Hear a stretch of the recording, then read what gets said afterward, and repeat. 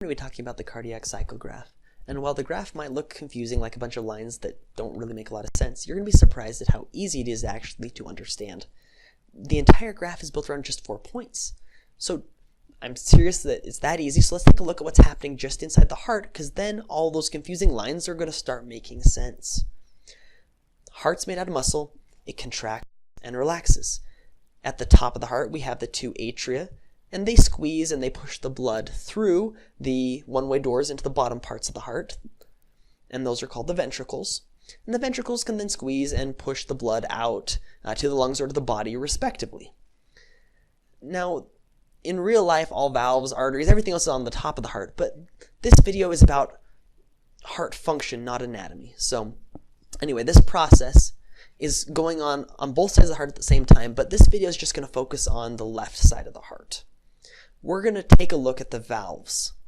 Those valves are controlled by pressure. So higher pressure in the atria is going to be able to push open the mitral or bicuspid valve, and then blood can flow through into the ventricle. On the flip side, if we have more pressure in the ventricle, then it's going to be able to push the door shut. Again, it's a one-way door.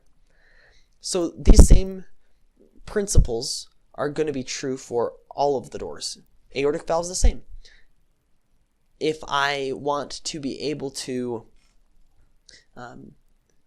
take the aortic valve and make it shut, where do I need higher pressure? Inside the ventricle or inside the aorta? And if I want to open it, where do I need the higher pressure? Ventricle or aorta?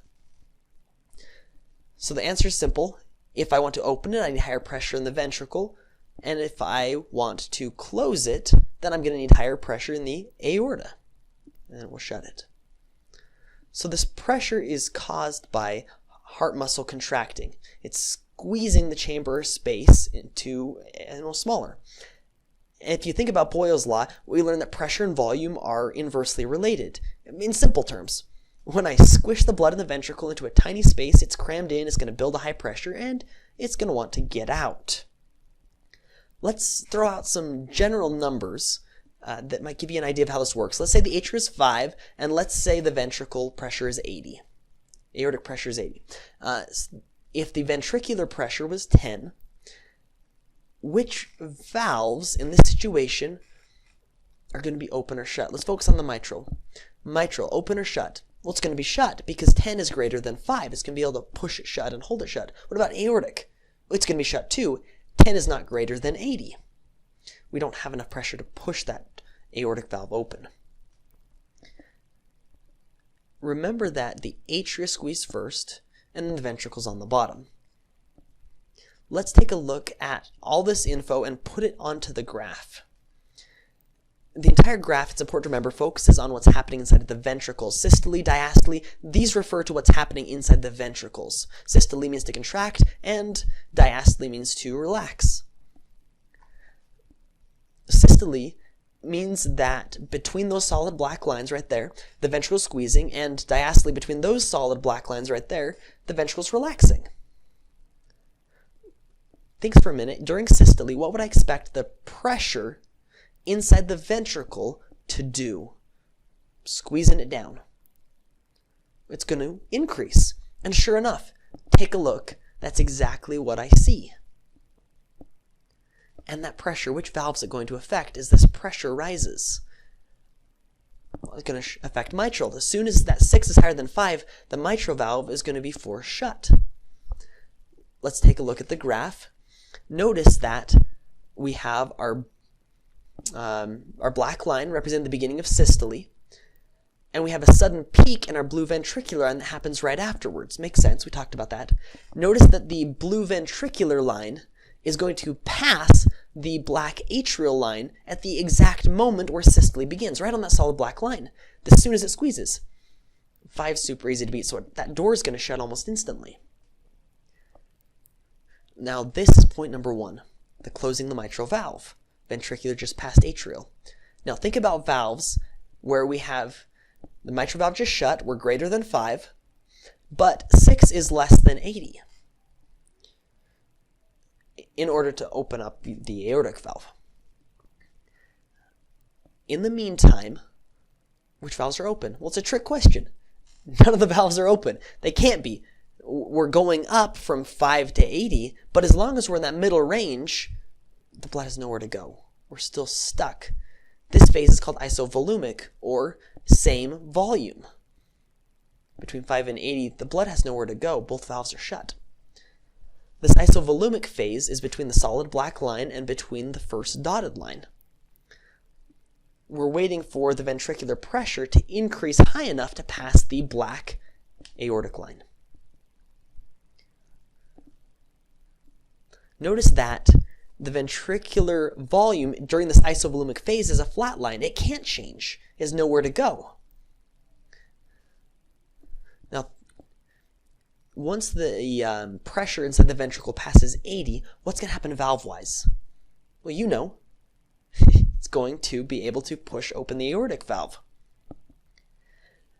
And let's take a look, because on the graph, we're able to see the ventricular pressure as it's rising, and we have the black aortic line chilling right around 80, and the point where they cross right at the dotted end of isovolumic contraction line.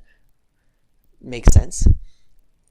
Ejection is going to begin right there. This is point number 2 right there, and it's the opening of the aortic valve. We passed 80. What would you expect the ventricular volume to do as soon as the aortic valve is able to be pushed open? Blood's leaving. Well, it's pretty straightforward. You got it. It's going to be decreasing. And sure enough, when we take a look at the graph, that's exactly what we see right here.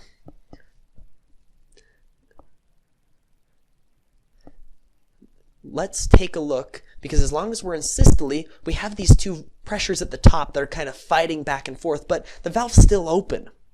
However, as soon as we reach the end of systole, as soon as the black line right here showing the end of systole, we notice that the black aortic line is higher than the blue ventricular line. It's because the ventricle is no longer squeezing. This is point number 3, and that's where the aortic valve is going to shut. We are now less than 80.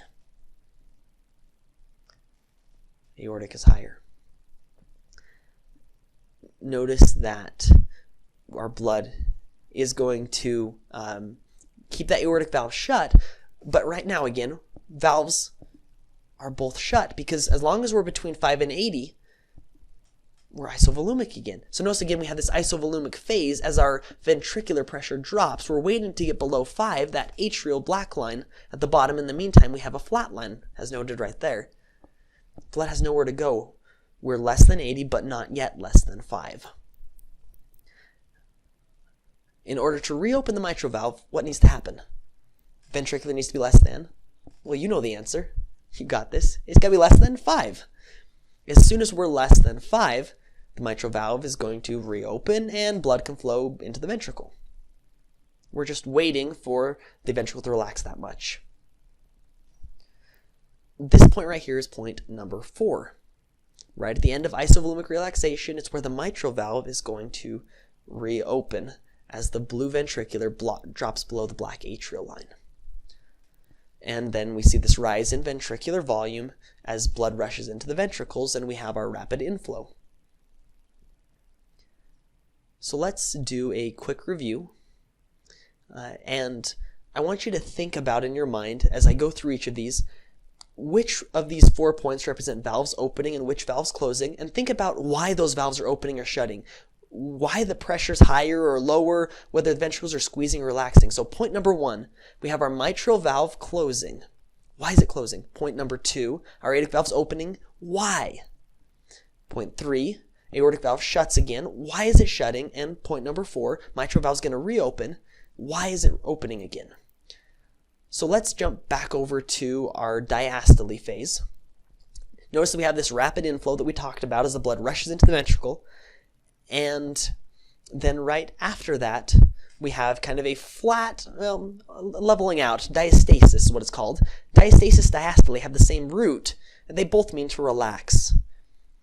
And so it's kind of really a rest within a rest. Not much is happening here. And then after that, we have atrial systole. The atria are going to squeeze. They're going to push the last little bit of blood down into the ventricles.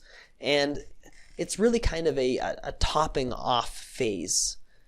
and sure enough, we see that little increase in our volume line.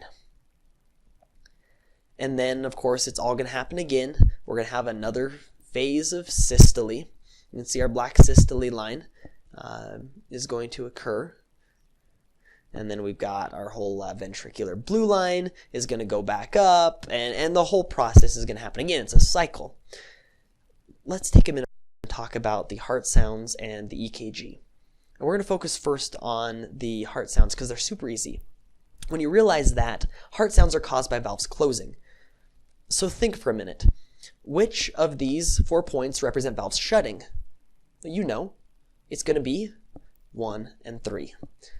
Well, guess what? Sure enough, we see heart sounds happening after 1 and after 3. Sure enough. And the EKG is actually super easy when you realize that, I mean, there's a whole ton in your textbook where it goes about dipoles and movements and up and down. And this is in a nutshell. This is meant to be super simple. So just think about the EKG like electrical instructions. Make it easy.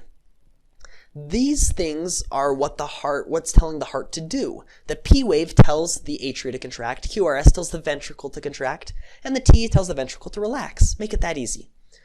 Now, notice that there isn't a phase or a thing for atrial relaxation. That's because that signal comes during the QRS complex. It happens, but we can't see it. The QRS complex is so big that it completely buries the signal saying atria, relax.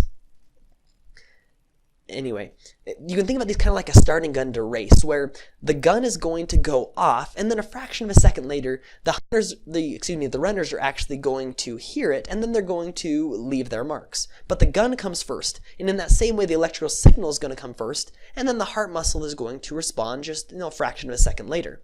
So take a look at the cardiac cycle graph.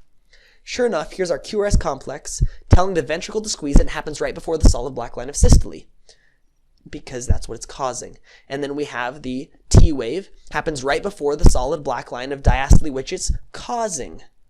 And then, sure enough, our P wave happens right before the dotted line of atrial systole, which is what it's causing.